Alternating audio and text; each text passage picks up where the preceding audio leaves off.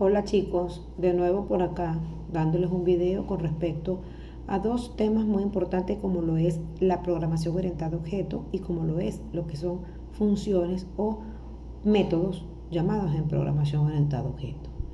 Para entrar de lleno en lo que es una programación orientada a objeto tenemos que hablar de dos cosas muy importantes, lo que son las clases padres. Cada clase tiene sus atributos. Los atributos no son más que variables con las cuales estamos trabajando, pero aquí le llamamos atributos. Pueden ser públicos y pueden ser privados. Solo que cuando son públicos, los atributos, los métodos siempre deben ser públicos. Los atributos sí pueden ser privados, también pueden ser públicos, pero los métodos o las funciones deben ser públicas. Por otro lado tenemos lo que son los métodos o las funciones. Ellas tienen un nombre y tienen argumentos o parámetros siempre y cuando los necesiten y así sean declaradas o definidas por el usuario programador.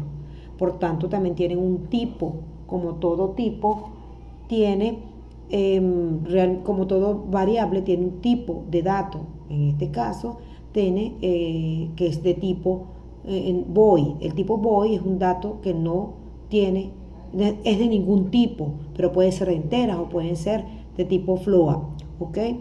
Si nos podemos dar cuenta, yo tengo dos funciones o métodos, una llamada perímetro y una llamada área.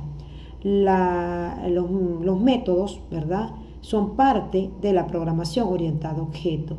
Hay métodos que no tienen ni argumentos ni son de ningún tipo, como es en este caso, pero pueden ser de tipo entero o float o char y pueden tener o no argumentos, ¿ok?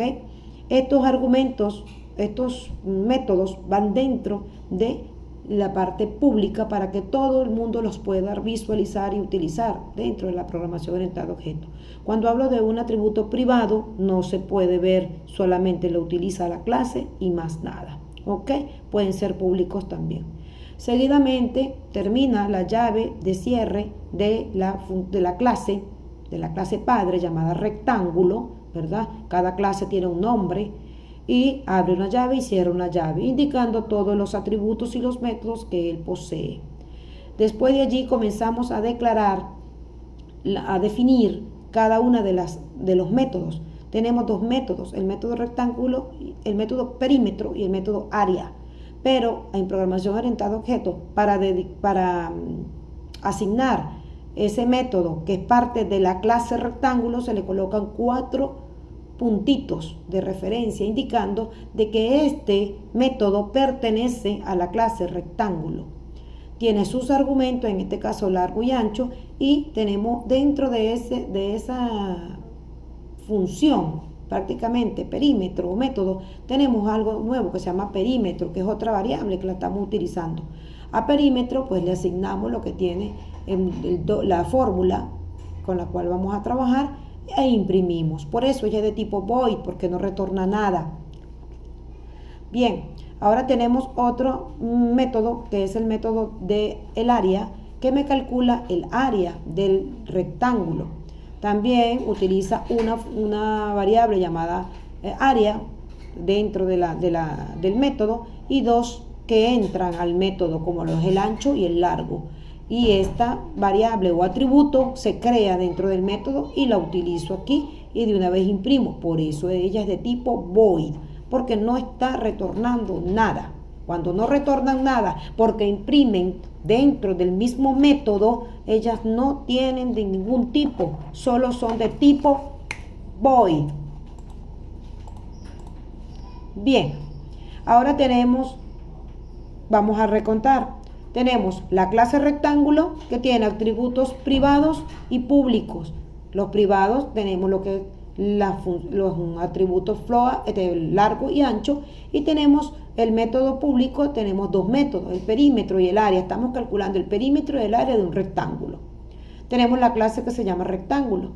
El perímetro es parte de la clase rectángulo, pertenece a la clase rectángulo, y el área pertenece a la clase rectángulo. Cada uno de ellos tiene su cuerpo de función.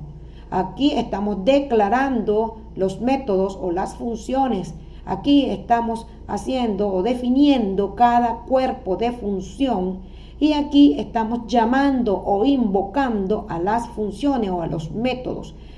Toda función o método tiene tres partes: declaración, tiene definición del método y tiene la invocación o el llamado en el main. Aquí está. Estamos llamando a quién, a perímetro, y estoy llamando a área. ¿Cómo lo hago?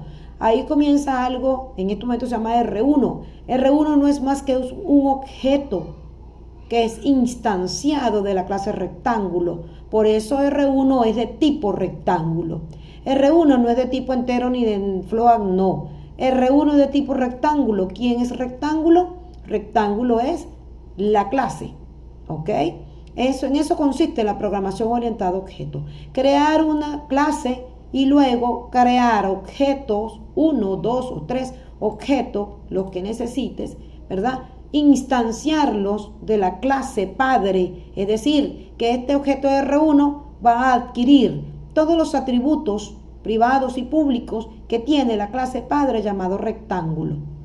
Luego, para invocar el método o la función llamada perímetro, llama función perímetro o el método perímetro, ¿qué le digo? Como tiene dos argumentos, debes colocarle dos argumentos. En este caso yo quise que me calculara el perímetro y el área de 11 y de 7, de largo y ancho, ¿ok? Entonces tenemos aquí que, ¿cómo me voy? A R1, que ya lo instancié o lo creé de la clase padre rectángulo, le digo R1 punto y llamo al método. R1 punto área y llamo a los dos métodos, se hace con el punto de referencia, ¿ok? Y va a tener en estos momentos, ellos tienen argumentos, yo le doy lo que yo quiera. Ejecuta con esto, compilas y ejecuta, ahí está ya compilado y estamos ejecutando para que veas. Y me dice, el perímetro es 36 y el área es 77. Listo, se acabó, ¿ok? Otra manera de hacerlo, déjame ver si lo consigo aquí. Yo estoy con el 2. Déjame ver, conseguir rapidito para que veas qué diferencia puede tener el otro ejercicio, que es el mismo ejercicio, solo que no, este no es. Déjame ver cuál es el otro. Es este mismo, solo que lo estoy llamando con otra manera de invocar, ¿ves? Esta parte que está aquí es totalmente distinta a la parte que vimos ahorita, ¿ok? Esta parte que está aquí, yo lo hago ya no colocando 11 y 7. Ahora le digo, introduzca el largo, introduzca el ancho. Aquí está el objeto, ¿ok?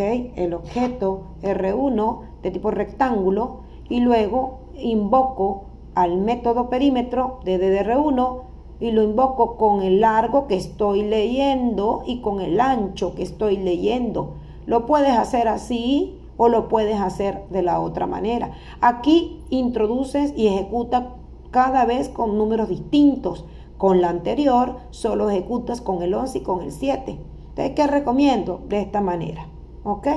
Llamar, pedir por teclado el largo y el ancho. Luego, como es este perímetro y el área tienen dos argumentos, entonces tú los pides y luego los pasas como argumento a esos dos métodos o funciones. Y listo, se acabó. Este que está aquí también compila y ejecuta y me tiene que traer exactamente los mismos valores. Supongamos que yo le doy 11 y que le doy 7, pues debe traerme 36, 7, 7. Es lo mismo, ¿ok? Bueno, para que ustedes tengan allí una